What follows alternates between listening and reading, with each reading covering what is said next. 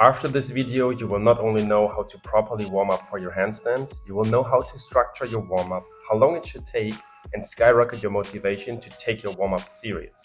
A proper handstand warm-up should cover your wrists, shoulders, your core control, and maybe even the hips, depending on your handstand session. Before I tell you what I think is the best answer, pause this video and let me know in the comments what you think is the perfect amount of time to spend on a warm-up. 5 to 10 minutes, 10 to 15, or 15 to 20 minutes. I can't wait to read your comments. The question was a bit unfair though, as none of these answers is correct. Your warm-up should take as long as you need to warm up. This can be 3 minutes if you live in the tropics and feel energized, but it can also take 30 minutes if it's cold outside and takes you a bit longer to get into the zone.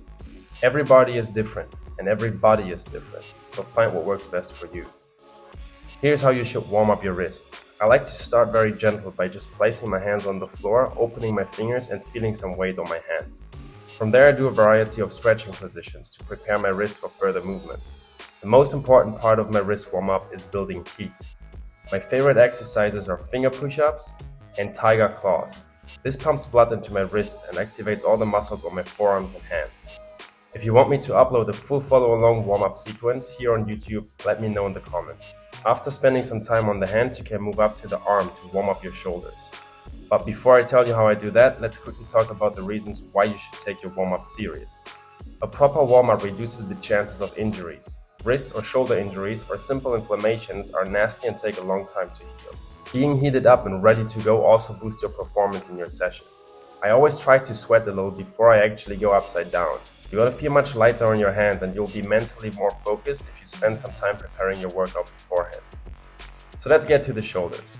Of course we can do some normal arm swings, but what is much more effective and handstand related though would be to do shoulder cars.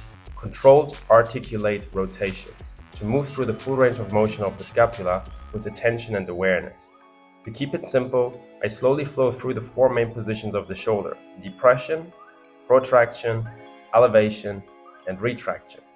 At this point, I also start to integrate the core and spine awareness. I keep my ribs and hips together and my lower back flat by activating a posterior pelvis tilt, in short, PPT. There are many different variations to perform shoulder cars.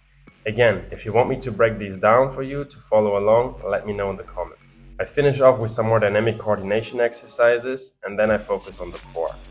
Now by core I don't mean doing sit-ups. What I mean is core control, being able to move single parts of your torso isolated, which is extra hard when you're upside down in a handstand.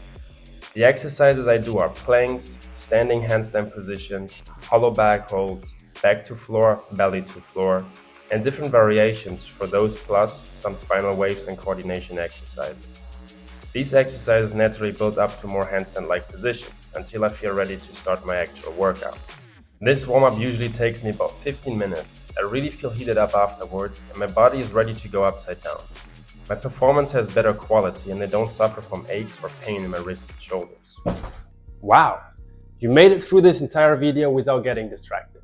Seems like handstands are pretty important to you.